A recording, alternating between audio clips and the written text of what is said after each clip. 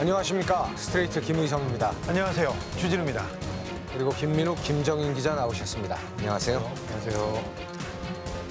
지난 주말이었죠. 서초동 서울중앙지검 앞에서 그리고 전국에서 또다시 촛불이 타올랐습니다. 서초동에 그렇게 많은 사람이 모인 건 전 처음 봤습니다. 시민들이 검찰개혁을 외쳤는데 저는 좀 무섭게 느껴졌습니다.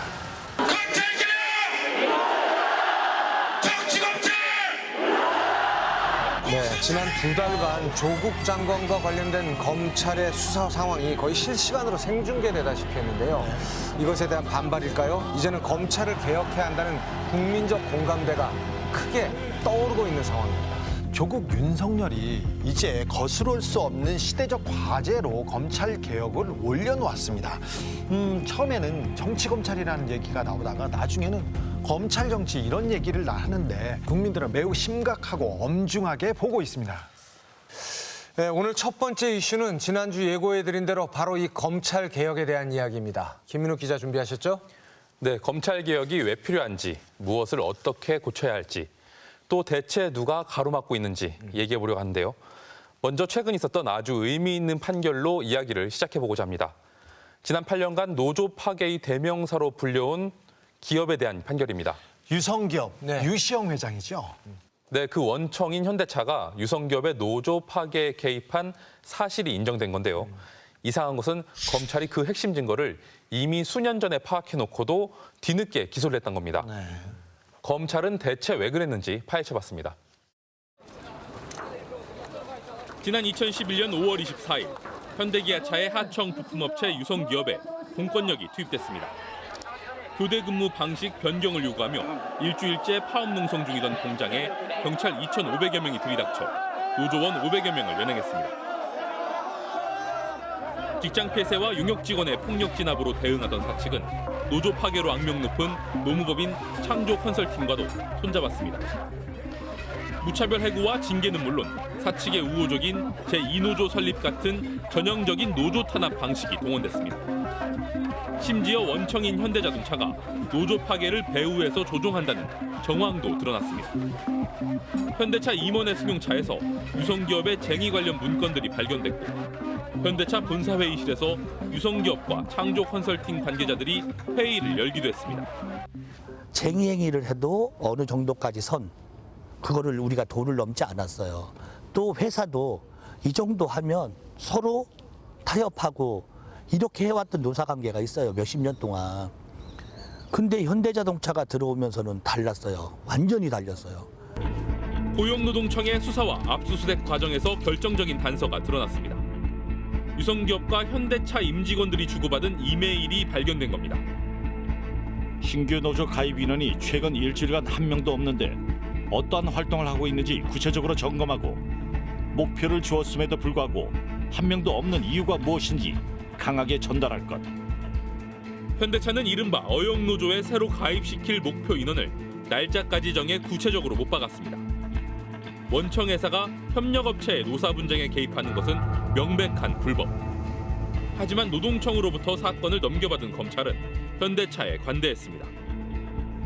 피의자 현대자동차 주식회사가 유성기업 주식회사와 공모하여 직장 폐쇄 개시 및 유지에 관여, 증거 불충분하여 혐의 없다. 현대차의 구체적인 지시가 담긴 유력 증거가 나왔는데 한마디로 봐준 겁니다. 공모한 거 없고 부품 받기 위해서 이렇게 한 거다. 요 변명을 그대로 믿어가지고 이런 게 증거가 부족하다. 그래서 무혐의 처리한 거 이게 전부예요. 뒤늦게 이메일의 존재를 확인한 유성기업 노조는 2016년 다시 현대차를 고소했습니다. 그런데 이번엔 검찰이 180도 입장을 바꿨습니다. 공소시효를 사흘 앞두고 노조 파괴에 관여한 현대차 임직원들을 부랴부랴 재판에 넘겼습니다. 2017년 5월 19일 문재인 정부가 출범한 직후였습니다. 검찰이 현대차가 유성기업 노조 파괴에 개입했다며 뒤늦게 제시한 증거는 4년 전 이미 확보해 놓았던 바로 그 이메일이었습니다. 검찰이 만약에 그때 당시에 시기적절하게 수사를 해서 현대자동차 니네들 이거 유죄야. 그래서 그 관계자들 처벌하고 이랬다 그러면 현대자동차도요. 유성기업에 더 이상 노조 파괴 지시를 못했을 거라는 거예요. 사태 발생 8년 만인 지난달 22일 1심 선고 공판에서 현대차 임직원 4명은 모두 징역형을 선고받았습니다. 협력업체의 노사 문제에 개입한 원청의 죄를 물은 역사적인 첫 판결. 이렇게 명백한 증거를 손에 쥐고도 검찰은 기소 여부를 마음 내키는 대로 결정했습니다. 기소할 충분한 증거가 있었음에도 그리고 고소인들, 피해자인 노동자들이 그것을 강하게 요청했음에도 불구하고 당시에 하지 않았던 것은 누가 보더라도 기소권을 남용한 것입니다. 행사하지 않는 것이 남용한 것입니다. 애당초 현대차에 면죄부를 준 담당 검사는 이 재판을 어떻게 봤을까? 그는 작년에 검사를 그만두고 서울 서초동의 한 법무법인에 변호사로 취업했습니다. 사무실에 여러 차례 메모를 남겨도 연락이 없던 그를 찾아가 어렵게 만났습니다. 그는 질문을 던지기도 전에 취재진을 경계했습니다. 국민은자라고 합니다. 그때 혹시 현대자동차랑 유성기업 사이에 이메일이 있으셨는지 여부는 알고 계시나요? 사건을 관련된 부분은 아니 근데 검사님이 재직하시면서 그때 불기소 처분하셨는데 딱 그 증거물도 집어냈지 이번 유죄 판결이 나온 건 알고 계신가요 혹시? 모든 범죄의 기소 여부를 독점적으로 결정할 수 있는 대한민국 검찰. 이처럼 죄가 있어도 검사 마음에 따라 재판대에 서지 않아도 되는 건 물론 경찰, 국정원 등의 모든 수사를 지휘하고 종결하는 권한을 쥐고 있습니다. 그것도 모자라 언제든 직접 수사에도 나서는 무소불위의 권력을 자랑합니다. 국가의 사법권 발동의 과정에서 일어날 수 있는 많은 인권 침해적인 요소들이 있을 수 있고 기소한 권한을 이제 편의적으로 사용하거나 왜곡해서 사용하면 문제가 되는 거죠. 과거 정부 시절 검찰의 칼날은 수시로 정권의 입맛에 맞춰 비판 세력을 향해 휘둘러졌습니다. 2009년 검찰이 인터넷 논객 박대성 씨를 긴급 체포하고 구속한 미네르바 사건. 경제 상황에 대한 논평과 전망, 특히 미국 리먼 브라더스 사태를 예측해 일약 경제 전문가급으로 부상했던 그는 국내 외환보유고에 문제가 생겼다는 등의 게시물들을 올렸다 범죄자로 몰렸습니다. 검찰은 공익을 해칠 목적으로 허위 사실을 유포했다며 그를 재판에 넘겼지만 결과는 무죄였습니다. 2008년 MBC PD수첩 광우병 보도 수사 역시 대표적인 검찰의 기소권 남용 사건이었습니다. 정부가 직접 수사를 의뢰한 것도 이례적인 데다 검찰 윗선의 노골적인 개입이 이루어졌습니다. 당시 명예훼손죄 적용이 어렵다고 주장해 수사진에서 배제된 임수빈 전 서울중앙지검 형사 2부장은 직속 상관인 최교일 1차장이 무죄여도 상관없으니 PD수첩을 기소하라는 지시를 내렸다고 검찰 과거사의 조사에서 밝혔습니다. 검사가 유죄를 확신하고 기소를 해도 무죄가 많이 나오는 판국인데 그렇죠. 무죄인 걸 알면서도 기소를 하라. 이거는 있을 수 없는 짓이라고 저는 생각을 합니다. 예. 무리한 수사를 하고 기소권을 남용해도 반대로 해야 할 기소를 하지 않아도 책임지지 않는 검찰. 집권 세력의 이른바 하명 수사를 충실히 이행한 검사들은 공을 인정받아 검찰 내 요직을 독식하고 승승장구했습니다. 구속영장 청구권, 압수수색 영장 청구권, 기소권의 수사권까지 막강한 독점적 형벌권을 집행하는 검사들은 검찰을 떠나며 전관예우의 날개를 달고 막대한 부를 챙기는 특권까지 챙길 수 있습니다. 사실 뇌물보다는 기업 수사를 더 원하죠, 특수부에서. 그게 다 돈이 관련돼요. 김 현장에 수십 명의 검사 출신들이 가 있고 이 사람들이 검사가 직접 수사 안 하면 돈벌이가 아마 반 이상 줄어들걸요. 그 엄청난 이권 카르텔입니다. 아니, 저 최교일 의원은 검사 시절에 PD수첩 광우병 사건이나 KBS 정현주 사장 사건 때는 그렇게 되지도 않는 사건을 무리하게 기소하라고 지시를 내렸던 사람 아닙니까? 반대로 기소해야 할 사건은 기소 안 하고 무혐의 처리한 경우 아주 유명한 사건이 있잖아요. 그렇습니다. MB 내곡동 사저 사건 때 그때는 청와대의 흔적을 지우려고 검사들이 얼마나 애를 쓰는지 검찰 진짜 검찰의 힘은 기소하는 데서가 아니라 기소를 안 하는 데서 옵니다. 그래 기소를 하지 않으면 죄가 되지 않습니다. 네, 최근 임은정 검사가 던진 유명한 말이 있죠. 검찰이 선택적 수사를 한다. 선택적 정의라는 거죠. 선택적 칼질이죠. 칼질. 뭐 이게 다 검찰이 수사권과 기소권을 묶어서 독점하고 있기 때문에 생기는 문제라고 생각하는데요. 네, 조직의 이익이나 정치 권력의 입맛에 맞춰 칼을 휘두르다가도 내부 범죄엔 한없이 관대한 검찰의 두 얼굴을 취재했습니다. 4년 전 부산지검의 윤모 검사는 조사하던 사건의 고소장을 잃어버렸습니다. 즉시 분실 사실을 보고하고 고소인에게도 알렸어야 했지만 윤 검사의 대처는 상식밖이었습니다. 해당 고소인이 비슷한 취지로 접수한 다른 고소장을 복사한 뒤 표지만 새로 꾸며 차장 검사의 도장을 찍었다가 들통난 겁니다. 현직 검사의 공문서 위조 사건. 파문이 커지자 윤 검사는 사의를 밝혔고 검찰은 징계는커녕 조사 한 번 안 하고 사표를 수리했습니다. 해임이나 면직 등 중징계를 받으면 변호사 개업이 제한되기 때문에 눈 감아준 거란 비판이 나왔습니다. 보다 못한 한 현직 검사가 이 사건에 지휘 책임이 있는 검사들과 당시 검찰총장을 직무유기로 고발했습니다. 말이 안 되잖아요. 검사의 공문서 위조, 사문서 위조가 덮였습니다. 다른 공무원이 그랬다면 구속하거나 기소했을 사건이 그 시절에 공연이 다 알려졌는데도 덮였고, 고발 사건을 접수한 경찰이 부산지검에 대한 압수수색을 신청했지만 검찰이 가로막았습니다. 경찰이 아무리 뛰어봐야 압수수색 영장을 법원에 청구할 수 있는 건 검찰만 행사할 수 있는 권한입니다. 경징계 사안이라고 납득할 수 없는 이유로 기각했다고 들었습니다. 이 수사 지휘권과 수사권을 갖다가 독점함으로 인하여 검찰은 살수하는 데 쓴다면 그런 사람들이 무슨 검사라고 하겠습니까? 위조 검사, 스폰서 검사, 떡값 검사, 성추문 검사. 검찰의 제19 감싸기는 어제 오늘의 일이 아닙니다.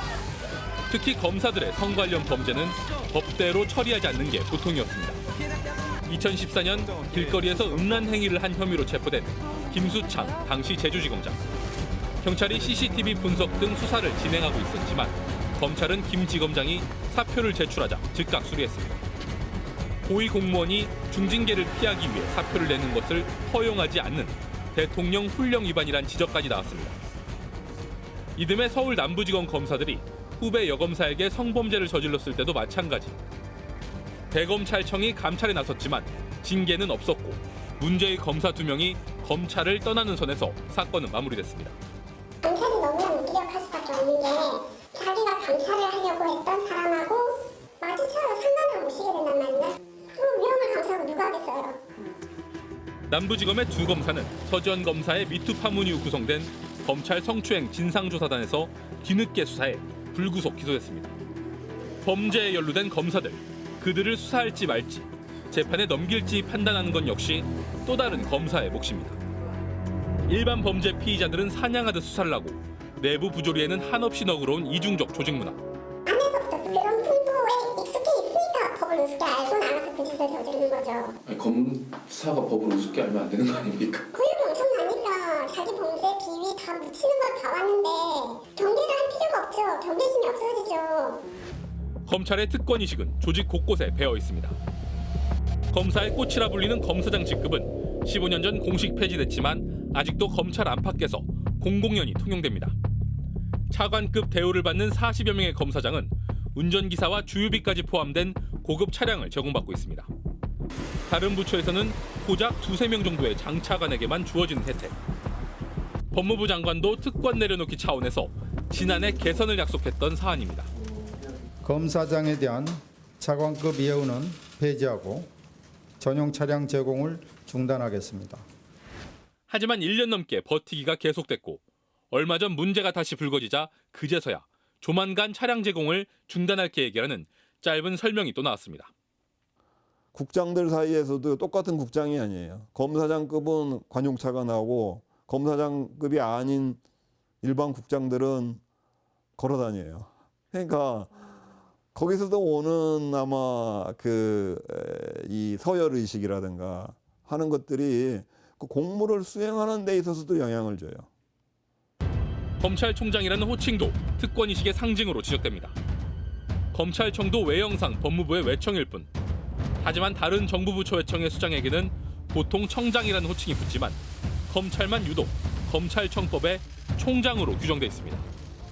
이 공정한 사회를 만들어 나가는 과정에서 그 특혜, 특별한 대우 이런 것들을 빨리 없애야 됩니다. 그래야 국민들이, 시민들이 법관들, 검사들에 대한 신뢰를 갖게 됩니다. 김수창 전 제주지검장 그리고 남부지검의 성폭력 검사들, 그 밖에 또 몇몇 성폭력 혐의로 문제가 됐던 검사들 다 기억납니다. 검사들이 사고를 치면요, 검사들이 봐주려고 무지내를 씁니다. 무지내를 써요.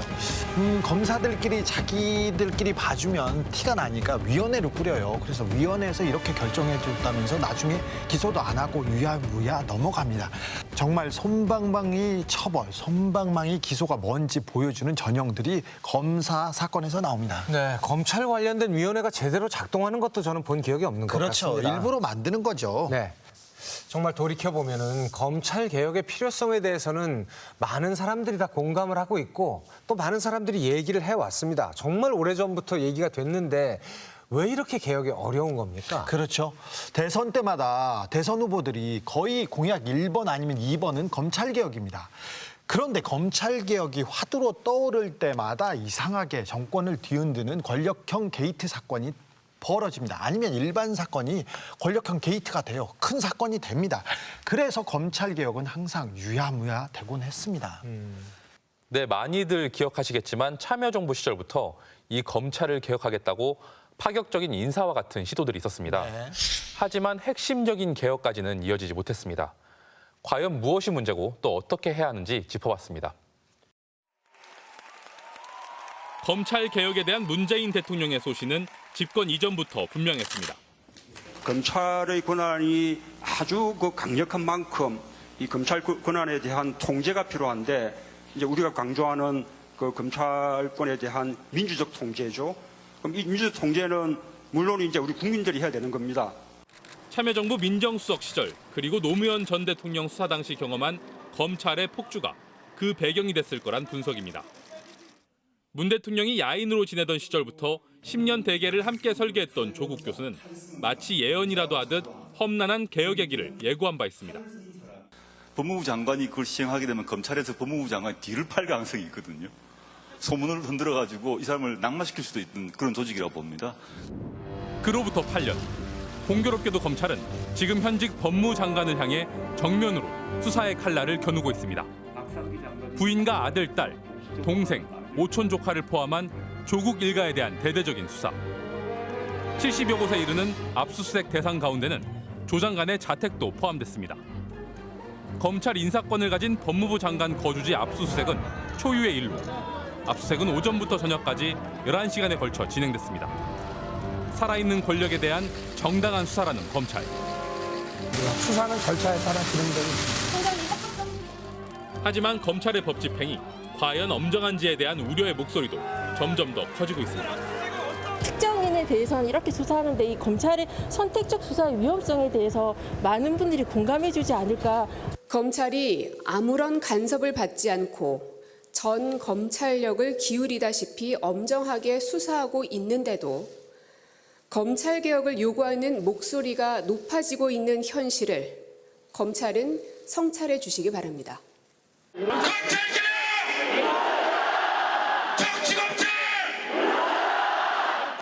지난 주말 밤 서울 서초동. 검찰의 심장부에서 다시 촛불이 타올랐습니다. 참가자들은 검찰이 먼지털이식 수사로 정치에 개입하고 있다며 국민 위에 군림하는 검찰을 반드시 개혁해야 한다고 외쳤습니다. 고1 10대 유학생 일기 부모 볼 수 있습니까? 그걸 가지고 왔습니다. 하다 이런 짓까지 했습니다. 그대로 두고 볼 수 있습니까? 국정농단 촛불 집회 이후 최다 인파. 국정농단 사태 당시 전국에서 올라왔던 촛불버스가 3년 만에 다시 등장했습니다. 그 71번에 압수수색을 하고 그다음에 11시간 법무부 장관의 그 자택을 이렇게 압색을 했을 때 일반 국민이었으면 어땠을까? 내 아이가 이런 상황이었으면 어떻게 될까라는 생각에 무소불위의 거력을 가지면서 어떠한 처벌도 받지 않으면서 대한민국을 쥐락펴락했던 그런 정치 검찰들이 있었기 때문에 그런 부분에 대해서 비판하기 위해서 나왔습니다. 문재인 정부는 집권 초반부터 검찰 개혁을 최우선 국정과제로 내세웠습니다. 거대 검찰에 집중된 가공할 사정 권력을 분산하는 데 초점을 맞췄지만 저항은 거셌습니다. 천신만고 끝에 국회 패스트트랙, 즉 신속 처리 안건의 검찰 개혁을 위한 법안들이 올랐습니다. 먼저 정치인과 법원, 검찰 등에 종사하는 고위급 인사들의 특정 범죄 수사를 전담할 고위공직자범죄수사처 설치 법안. 검찰의 권한을 상당 부분 제한할 수 있는 역할을 할 수 있고, 특히 검사에 대한 수사 그리고 판사에 대한 수사, 이런 부분들을 공수처에서 직접 함으로써 국민들한테도 더 신뢰를 얻을 수 있고, 독자적인 수사권과 영장 청구권은 확보했지만 재판에 넘길 권한은 없어 한계로도 지적됩니다. 다만 수사와 재판을 직접 담당하는 판사와 검사, 경찰 간부 등의 범죄에는 예외적으로 공수처에 기소권까지 부여했습니다. 합의 과정에서 모든 공직자에 대해서 수사권은 가질 수 있었지만 기소권은 그 검사와 판사, 경무관급 이상의 경찰에 한해서만 갖는 안으로 바뀌었습니다. 그것이 먼저 아쉽다는 말씀드리고요. 그나마 검찰의 기소권을 제한하는 역할을 하면서 견제와 균형의 원리를 이룰 수 있게 된 것은 그래도 다행이라고 생각합니다. 패스트트랙 법안의 또 다른 축은 검경 수사권 조정안으로 통하는 형사소송법과 검찰청법 개정안입니다. 경찰의 1차 수사 종결권을 보장해 모든 사건의 기소 여부를 검찰에게 물어야 하는 입장에서 벗어나 경찰이 독자적으로 수사의 개시와 종료를 결정할 수 있습니다. 또 검찰이 작성한 피의자 신문조서의 법정 증거 능력도 일부 제한됩니다. 지금까지는 검찰에서의 진술 내용을 피고인이 재판 도중 부인해도 증거로 채택됐습니다. 재판이 아니라 수사 단계에서 형사 재판의 대부분이 정리되는 효과를 좀 발생하고 있습니다. 그게 이제 검사에게 엄청난 권한을 실제로 부여하게 된 거고, 검찰이 가지고 있는 수사 권한의 막강한 힘, 이 부분에서 어느 정도 힘을 뺐다는 측면에서 또 굉장히 눈여겨봐야 되고, 이처럼 크고 작은 개혁적 취지에도 불구하고 패스트트랙 법안은 검찰의 폐단으로 지목되어 온 특수수사 기능을 사실상 유지시켰다는 본질적 비판에도 직면해 있습니다. 검찰의 직접 수사 기능을 대폭 폐지했지만 대통령령이 정하는 5가지 예외 범죄에 대해선 여전히 검찰이 수사할 수 있다고 규정한 겁니다. 다음 단계라도 이제 그 검사의 특수수사 기능을 완전히 이제 그 삭제하는 쪽으로 가는 게 바람직하다. 그래서 현재로서는 그 점은 좀 미흡하긴 하지만 그러나 뭐 하나의 단계로서는 수용할 수 있다, 이런 생각이고요. 검찰 개혁이 곧 특수부 개혁으로 인식될 정도로 특수부는 검찰 권력의 상징인 게 현실입니다. 검찰에서 직접 수사, 특수수사를 하게 되면은 말 그대로 그냥 성과가 있어야 되는 거거든요. 그냥 칼을 뺐으니까. 그러니까 자칫 이게 무리한 수사가 될 수가 있어요. 근데 이것을 어떻게 감독하거나 시정할 수 있는 방법이 없어요. 검사들도 그러죠. 무에서 유를 만들어내는 수사가 특수수사라고. 그래서 장관 수사가 그렇잖아요. 이 처음에 정치적 목적으로 사퇴하기 목적으로 했는데 안 되니까 계속 파고드는 거죠. 논란 속에 입법 과정에 첫 발을 뗀 검찰 개혁의 공은 이제 국회로 넘어갔습니다. 그러나 총선을 앞둔 정치권이 야권발 정계 개편의 조짐을 보이는 데다 조국 장관을 둘러싼 대치까지 겹쳐 개혁 법안의 연말 처리 전망은 장담할 수 없는 처지입니다. 저희 당은 직권남용에 대한 형사 고발을 추진하겠습니다. 또한 탄핵 소추에 대한 또 추진을 하겠다는 말씀을 드립니다. 저는 검찰개혁, 법무혁신을 위한 도구에 불과하다고 생각하고요. 어느 누구도 되돌릴 수 없는 그런 계획을 이루고 나면 저의 쓰임은 다 사라질 것이라고 생각합니다. 네, 이 노무현 정부 시절에 검찰에게 정치적인 독립을 보장해주면 자정 능력을 발휘하면서 과도한 권력을 내려놓겠지라고 하는 기대감을 가졌었습니다. 순진했죠. 네, 지금 생각해보면 순진한 생각이었던 것 같습니다. 그렇게 검찰개혁 시도했지만 잘 되지 않았고요. 결국 무엇보다도 권력의 분산을 법적으로 명확히 하는 게 중요해 보입니다. 네, 경찰 못 믿겠다는 분들 많습니다. 사실 그렇죠. 경찰 믿기 힘들죠. 버닝썬 사건 보면 경찰과 그 업주들 간의 유착관계 잘 못 밝히는 그 수사력 보면 못 믿었죠. 하지만 권력은 나누고 분산해야 됩니다. 특수부의 권한, 과도한 권한도 축소해야 됩니다. 윤석열 총장 취임 하루 만에 자기 휘하에 있던 서울중앙지검 1, 2, 3차장을 대검의 주요 부장 자리로 발탁했고요. 그런데 이 특수부의 권한을 축소해야 한다고 얘기하셨는데 현재 검찰의 주요 보직들은 이른바 윤석열 사단, 특수통 라인이 장악했다고 볼 수 있지 않습니까? 이 가운데 중앙지검 3차장은요. 무리한 수사와 기소로 비판이 높았던 PD수첩수사팀의 소속 검사였습니다. 지금 윤석열 사단이 검찰 개혁에 반대하는 것은 아닙니다. 하지만 검찰이 스스로 개혁을 하는 데는 한계가 있다. 이런 지적이 나오고 있습니다. 대검찰청은 법적 절차에 따른 엄정한 수사와 함께 국민이 원하는 개혁에 최선을 다하겠다고 밝혔습니다.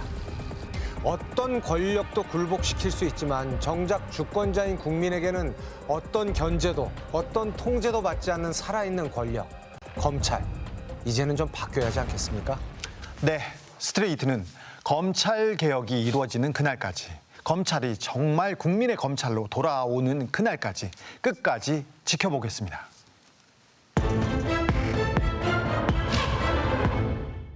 네, 두 번째 이슈도 스트레이트가 꾸준히 주목해온 사건입니다. 김정인 기자 준비하셨죠? 네, 검찰 못지않게 바꿔야 할 대상 바로 경찰인데요. 삼성의 노조와해 사건에 개입한 경찰들에 대한 얘기입니다.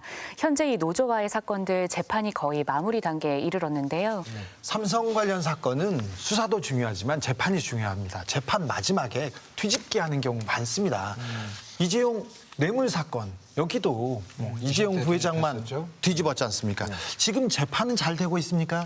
네, 무려 32명이 기소된 삼성전자 서비스 노조 와해 사건은 오는 11월이면 1심 선고가 내려질 전망이고요. 또 이와 유사한 에버랜드 노조 와해 사건도 마찬가지입니다. 스트레이트가 노조 와해 핵심 인물들의 공소장과 범죄 일람표를 입수했습니다. 이거 단독입니다. 범죄 일람표를 네, 그렇습니다. 네, 이들은 노조를 만든 개인의 일거수 일투족을 사찰하는가 하면 심지어 해고한 이후에도 감시의 끈을 놓치지 않았습니다. 먼저 삼성이라는 거대 기업이 개인의 일상을 어떻게 파괴했는지 취재했습니다. 2011년 10월 3일 조장희 씨는 가족들과 함께 에버랜드를 찾았습니다. 개천절 휴일에 아빠의 일터이기도 한 놀이동산에서 아이들과 즐거운 시간을 보내기 위해서였습니다. 그런데 나들이 나온 조 씨 가족을 지켜보는 수상한 눈이 있었습니다. 문제 인력 동향, 조장희, 처, 자녀들, 본인의 에버랜드 연간 회원권으로 파크에 입장. 11시 17분, 주차장 도착. 13시, 회전 목마 이용. 13시 50분, 피자, 어묵 주문. 14시 30분, 흡연장에서 흡연. 일거수 일투족을 감시한 기록. 예, 뭐 20-30m 있을 때도 있고, 예, 뭐 여러 명이 또 있는 거죠, 여러 명이. 그러면 이제 식당에서 밥을 먹고 나가면 거기 가서 이제 물어보는 거예요. 뭘 먹었는지. 조 씨 가족의 행적을 보고한 문건에는 아이들과 함께 있으니 미행을 하지 말아달라고 조 씨가 항의한 내용까지 담겼습니다. 조장희는 모니터링 미행 중이던 에스텍 근무자에게 순수하게 놀러온 것이다. 아이들이 겁을 먹을 수 있으니 지나친 행동은 자제해달라 요청함. 조 씨 가족을 미행한 건 에버랜드에서 같이 근무하던 직원들이었습니다. 조 씨가 노조 설립을 주도했기 때문입니다. 회사의 불법 사찰은 퇴근 후에도 심지어 SNS에서도 계속됐습니다. 6월 22일 보고, 동네 시인들과 음주 후 귀가 동향. 9월 7일 보고, 조장희 카카오톡 프로필 변경 내용. 부끄러운 줄 알아야지. 1일 동향 보고서는 에버랜드를 거쳐 삼성그룹의 컨트롤 타워였던 미래전략실까지 전달됐습니다. 스트레이트가 입수한 강경훈 삼성전자 부사장 등 삼성 임원들의 공소장에는 2011년부터 1년 4개월간 삼성 미래전략실로 보고된 조 씨의 1일 동향이 빼곡히 담겨 있습니다. 삼성은 조 씨가 출근하면 세계조로 밀착해 감시했습니다. 순찰을 맡는 페트롤, 가까이에서 근무하는 대항사원, 허심탄회하게 이야기를 할 수 있는 퇴로 관리자까지. 거대 기업 앞에 개인의 일상은 속수무책으로 들춰졌습니다. 노조원들에 대한 미행은 일상이었습니다. 아닌가? 아, 얘들 맞네, 얘들. 왜 왔어, 왜? 아이, 그만 찍고 싶어요. 그래서 여러 대를 렌트했었던 것 같고, 그래서 여러 번 발견을 하면 이제 우리가 뭐 다가가면 도망가고. 육아나 건강 문제로 동료들과 대화한 것부터 노조원 A 아들 입 천장 다쳐 분당 서울대병원에 입원. 동료들의 감시를 받는 느낌이라 힘들다는 심경까지도 보고됐습니다. 옆에서 아주 그냥 누군가가 망원경처럼 그렇게 들여다보고 있고 듣고 있고 그랬었다는 거죠. 자, 여기 왔어. 누가 시켰어? 육아휴직에 들어간 노조원들의 집 앞에도 2인 1조의 감시팀을 배치했습니다. 아니 집까지 찾아와야 해서 급박한 상황이 뭐냐고. 삼성은 왜 물불을 가리지 않고 사적인 정보를 모았을까? 위험 인물들에 대한 정보를 다 수집해 놓은 삼성이 그 자료들을 토대로 조합원들을 징계하고 해고시키고. 회사의 감시가 심해진 와중에 조 씨는 뜻밖의 공경에 처하게 됩니다. 빌려 탄 친구의 차가 차적에 문제가 있는 이른바 대포차였던 겁니다. 대포차인지 뭔지도 몰랐고 그냥 문제 없는 차라고 해서 뭐 보안을 유지하는 장소에 이동할 때 이용했던 건데 그 차가 대포차라는 사실을 삼성은 어떻게 알았을까? 기본적으로 경찰을 통하지 않고는 차적 조회는 불가능한 일입니다. 삼성은 조 씨의 체포 일정도 경찰과 실시간으로 공유한 것으로 확인됐습니다. 경찰은 검거 작전에 돌입한 뒤에도 굳이 사흘을 기다렸고 조 씨가 출근했다는 삼성의 연락을 받자마자 조 씨를 긴급 체포했습니다. 보통 사람들에게는 평생 일어나지 않는 일이에요. 갑자기 사무실로 경찰들이 쳐들어와서 수갑을 채워서 데려가 버리는 거예요. 이거는 긴급 체포 요건에도 맞지 않는 과도한 강제 수사고. 삼성은 사무실에서 경찰에 체포돼 회사의 품위가 손상됐다는 등의 이유로 조 씨를 해고했습니다. 회사가 마치 수사의 주체가 된 것처럼 기획 수사를 종용하고 공권력을 사유한 듯 회사의 필요에 따라 경찰 수사력을 동원한 사실을 확인할 수 있습니다. 그런데 해고가 끝이 아니었습니다. 조 씨가 사내 마을금고에서 3천만 원 가량을 빌렸다는 사실을 파악한 삼성은 곧바로 채권 추심회사를 끌어들였습니다. 조 씨로부터 빚을 받아내면 받은 돈의 30%를 주겠다는 이례적인 계약. 자주 전화하고 수시로 찾아가 달라는 요청도 덧붙였습니다. 삼성은 또 조 씨가 가입한 삼성생명보험에 자세한 계약 내역까지 샅샅이 훑었습니다. 수사기관에서도 영장이 있어야 확인이 가능한 개인의 금융 정보를 빼돌린 겁니다. 바나나라는 그걸 시도해라 지시를 해요. 저의 그 사적인 금융 정보를 다 취합을 한 거죠. 그리고 이게 해고된 이후에 예. 그러니까 해고된 사람한테 이제 계속적으로 노조는 살아 있으니까. 야, 삼성 정말 대단하십니다. 이 미행 붙이고 감시한 것만 해도 이게 큰 문제가 될 만한 일인데요. 차적 조회를 하고 금융정보 마음대로 들여다보고 빚 빨리 갚으라고 독촉하라고 얘기하고, 야, 이게 정말 뭐라고 말할 수가 없네요. 피자, 어묵, 에버랜드, 디테일이 살아 있습니다. 삼성이 사찰하면 다릅니다. 이 차적 조회라는 게 쉬운 일이 아닌데 삼성이 맘만 먹으면 쉽게 할 수 있는 일처럼 들립니다. 네, 그래서 검사도 재판 중에 사인이 개인에 대한 차적 조회를 어떻게 한다는 건지 의문이다 이렇게 말하더라고요. 이게 삼성이니까 가능한 일이에요. 네. 경찰도 아무나 차적 조회를 할 수 있는 게 아니라 범죄 사실이 거의 특정돼야만 이게 가능합니다. 그런데 삼성이니까 가능하죠. 그런데 이게 현직 경찰도 문제지만 아예 삼성에 취업한 전직 경찰들도 많다면서요? 네, 많습니다. 지난 10년간 63명의 경찰 간부가 삼성에 재취업했는데요. 특히 삼성전자 서비스에 대거 몰려 있었습니다. 이들은 누구이고 삼성에서 무슨 일을 하고 있는지 취재했습니다. 2013년 대구의 삼성전자 서비스 센터. 한 남성이 갑자기 노조원을 밀쳐 넘어뜨립니다. 왜 그러십니까? 라고 신문 밝혀달라. 그래 항의하고 있는데 그냥 손으로 다리를 걸어버렸어요. 119 불러서 병원에 실려 갔었거든요. 실내에서 검은색 선글라스를 끼고 있는 이 남성의 정체는 무엇일까? 그 사람은 저는 형사인 줄 알았어요. 완전 그게 경찰 경력들을 자기 마음대로 막 부리더라고요. 경찰에서 형사 과장을 지내고 퇴직한 뒤 당시 삼성의 법무 컨설턴트로 일하고 있던 우모 씨. 노조원들은 조합원들의 집회를 방해하기 위해 싸움을 촉발한 것으로 보고 있습니다. 고의적으로 이제 시비를 거는 거죠. 뭐 발을 건다든지 뭐 일부러 부딪힌다든지 그렇게 해서 이제 자기가 이제 헐리우드 액션을 하면서 저희 시장하고는 전혀 상관없이 이제 그 혼란을 일으켜서 현재는 대학 교수로 있는 우 씨와 어렵게 연락이 닿았습니다. 전 형사과장님 맞으신가요? 예. 노조원들이 그 항의 방문을 했을 때 그 약간의 그런 물리적으로 좀 이렇게 막으시고. 아이고 말도 안 되는 소리입니다. 그 사람들이 킬메이고 젊은 친구들인데 내가 그 사람들을 이겨낼 재간이 있습니까?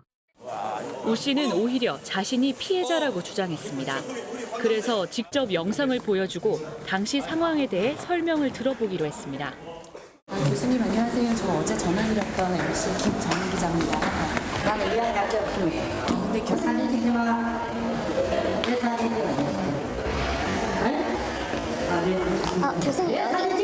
교수님 여기서 이러지 마시고. 교수님 무슨 치냐고. 교수님 이렇게 물리력 행사하시면 안 됩니다. 지금 이거 망가뜨리고 계시는데요. 인사를 하자마자 가해진 위협. 그는 모든 의혹을 부인했습니다. 전화 이제 안 받으신다고 하셔서요. 교수님 이거 한 번만 좀 봐주세요. 아니 이거 교수님 아니에요? 우 씨처럼 지난 10년간 삼성전자 서비스에서 법무 컨설턴트로 활동한 전직 경찰관은 15명. 스트레이트는 이 중 지금도 일하고 있는 7명의 이력을 권미혁 의원실과 함께 분석했습니다. 그 정보 업무나 수사 업무 하시는 분들이 확실히 많이 간 거죠. 정보경찰부터 강력팀장, 지능수사팀장, 형사수사과장까지.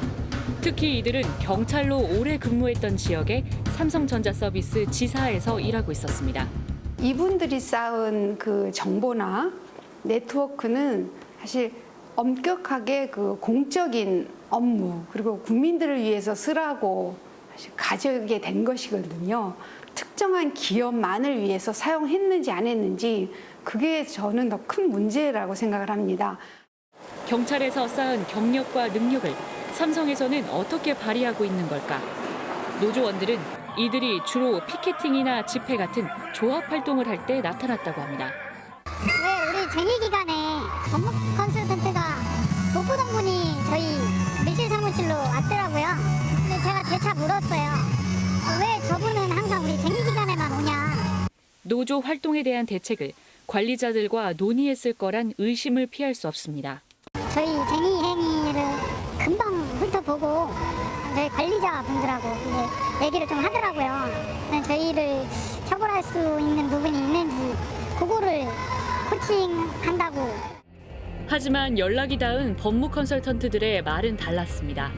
이들은 블랙 컨슈머, 즉 진상짓을 부리는 악성 고객에 대응하는 게 자신들의 주 업무라고 밝혔습니다.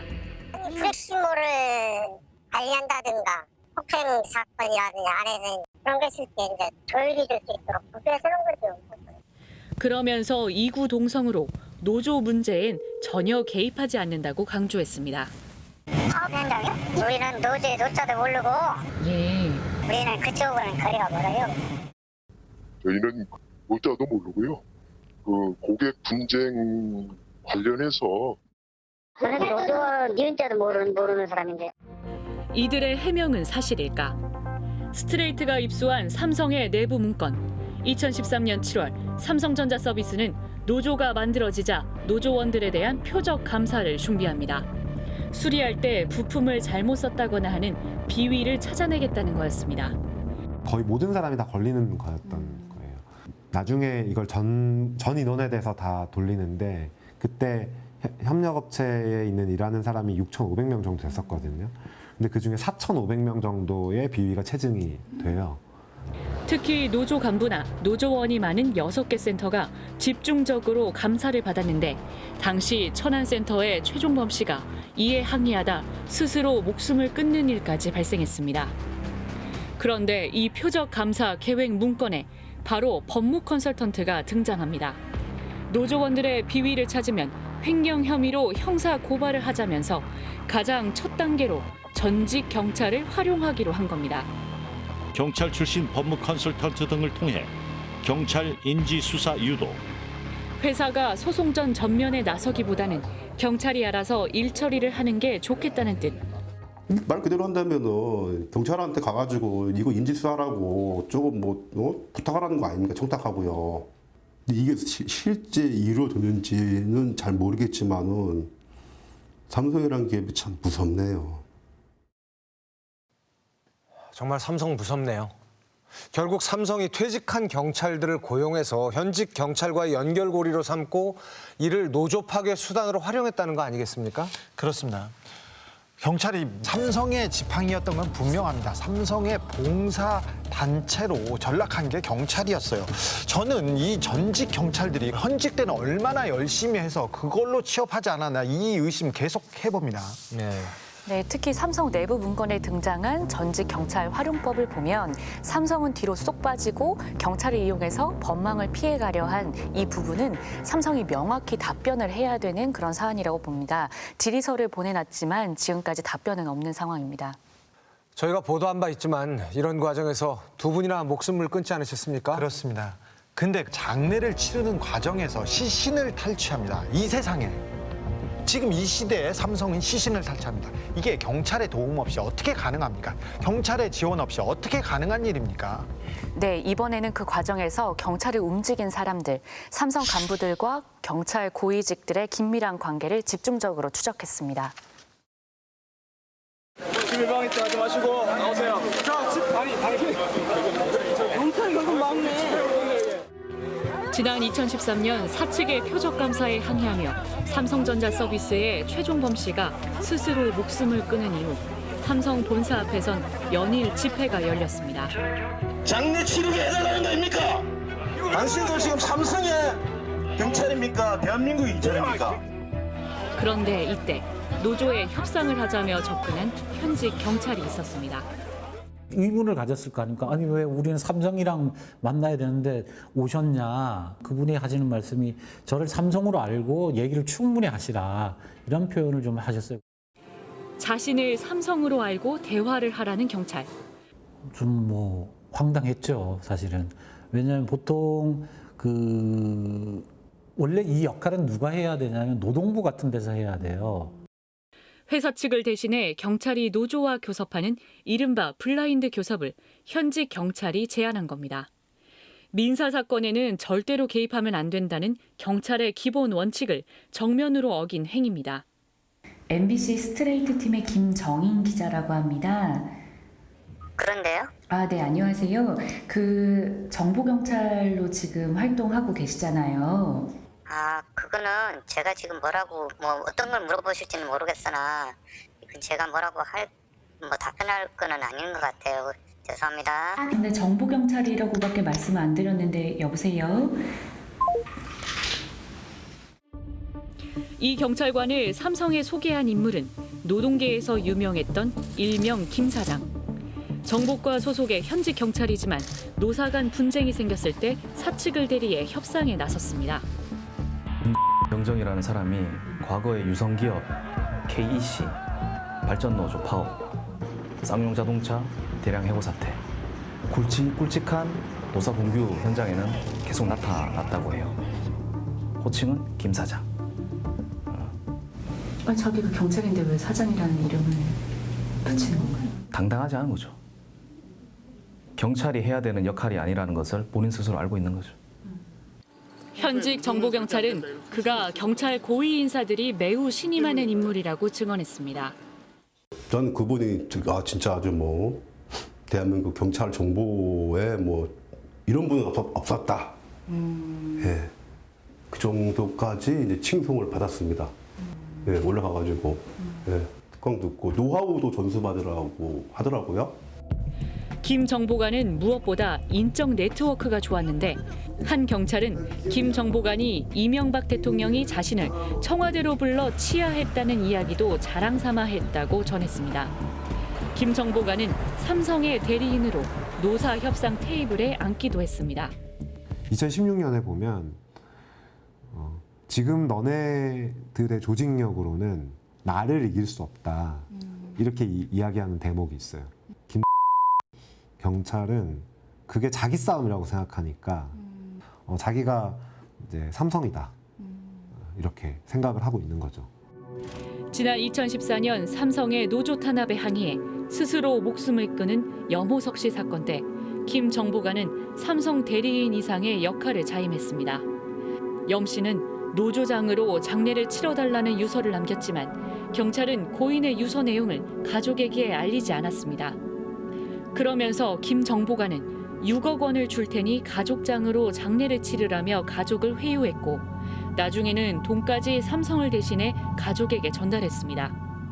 김 정보관은 삼성으로부터 6천만 원을 받은 사실이 밝혀져 현재 재판에 넘겨진 상태입니다. 경찰청 경무과장으로 발령이 났습니다. 보내주신 정과 인연은 늘 간직하겠습니다. 자신이 인사가 난 것까지 삼성 사장에게 보고했던 한 고위급 경찰. 이 경찰은 염호석 씨 시신을 경찰이 강제로 탈취할 당시 강경 진압을 지휘한 강남경찰서 서장이었습니다.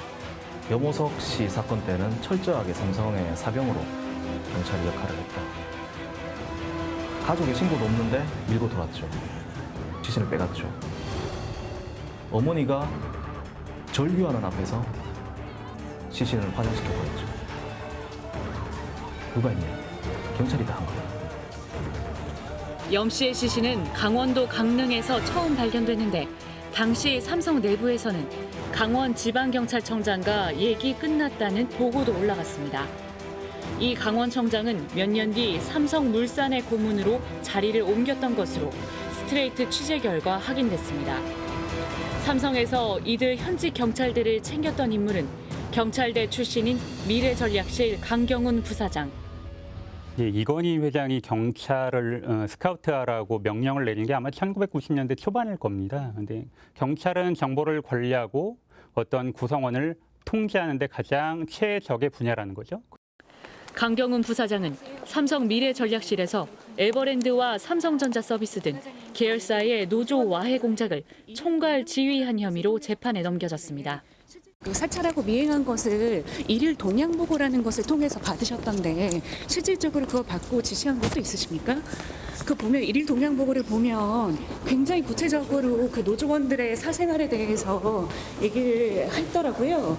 그 방법들을 이제 현재 경찰을 동원해가지고 한 것도 있던데요. 경제적으로 압박을 하셨는데 그 현재 경찰을 동원한다는 데에 대해서 어느 정도까지 그 지시를 하셨는지요? 부사님. 검찰의 삼성 노조 와해 수사는 윗선까지 다 밝히진 못했습니다. 삼성 미래전략실 강경훈 부사장의 직속 상관인 정현호 사장에 대한 수사가 이루어지지 못했고 경찰도 일명 김 사장인 김 전 정보관 등 단 3명만 재판에 넘겨졌을 뿐입니다. 가족장을 합의를 시도해 보라고 이야기했던 이제 경남청 정보과장 하재 같은 경우에는 뭐 기소도 되지 않았고 아무것도 되지 않았는데 이 사람은 그 다음 해에 바로 이 승진을 하고 그리고 경찰이 결국 충성하고 그리고 헌신해야 될 기관 또는 대상이 누구냐라는 거죠. 과연 국가와 국민을 위한 것이냐 아니면 여전히 특정 기업을 위한 것이냐라고 했을 때 우리가 누가 봐도 이건 국민을 위한 행동이 아니죠. 그렇다면 이건 분명히 삼성의 문제가 아니라 경찰의 문제로도 비화될 수 있는 영역입니다. 나를 삼성이라고 생각해라. 이런 말은 이건희 회장이나 이재용 부회장도 못할 말 아닙니까? 경찰이 어떻게 이런 말을 할 수가 있습니까? 자, 그리고 낯익은 이름 김 사장 다시 등장합니다. 네, 참 부지런하십니다, 우리 김 사장님. 이분 어디에든 나타납니다. 큰 노사분규 사업장, 쌍용차, 유성기업, 그리고 삼성전자 서비스까지 이분 계속 나옵니다. 네, 노조 관련해서 정보 경찰들을 상대로 특강을 다닐 만큼 조직 내에서 인정을 받은 인물이기도 한데요. 안타까운 게 이 김 사장의 윗선에 대해서는 책임을 전혀 못 묻고 있다는 겁니다. 김 사장은 구속됐는데요. 삼성으로부터 돈을 받았거든요. 그런데 바로 나옵니다. 그리고 노동자 시신을 탈취하는데 경찰 병력 투입했습니다. 과연 경찰 한 명이 이런 일을 했을까요? 한두 명이 이룬 일일까요? 그렇습니다. 삼성의 노조 와해 작업에 동원된 공권력, 단순히 경찰 몇몇의 일탈로 치부될 문제가 아닙니다. 꼬리 자르기로 눈속임할 수 있는 시대는 지났습니다. 이제 책임 있는 윗선들까지 철저하게 책임을 물어야 합니다. 죄의 무게를 다는 그들의 저울은 고장났다. 한 전직 검사는 자신이 검찰을 떠난 이유를 이렇게 정리했습니다. 그 고장난 저울을 고쳐서 쓸 수만 있다면 좀 시간이 들고 좀 비용이 든다 해도 어떻겠습니까? 검찰을 못 믿겠다고 합니다. 경찰도 못 믿겠다고 합니다. 그래서 권력은 나누고 서로 견제하도록 해야 합니다. 어려운 길입니다. 하지만 지금이 검찰과 경찰을 개혁해야 하는 바로 그 골든타임입니다. 끈질긴 추적 저널리즘 탐사기획 스트레이트. 저희는 다음 시간에 인사드리겠습니다.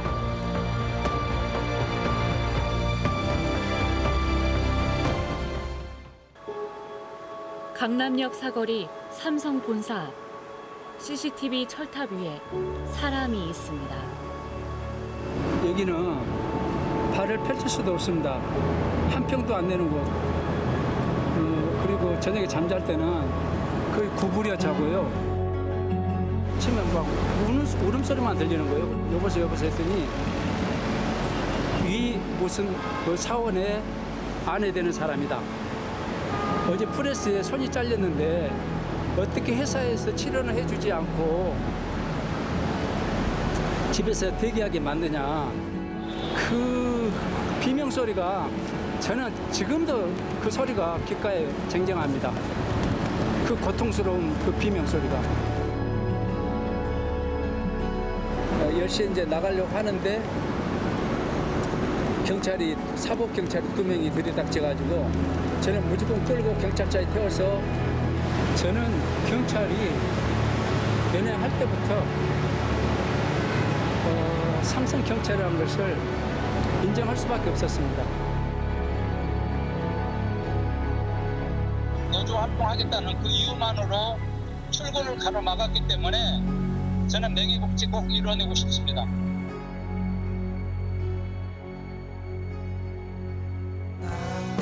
사는 방법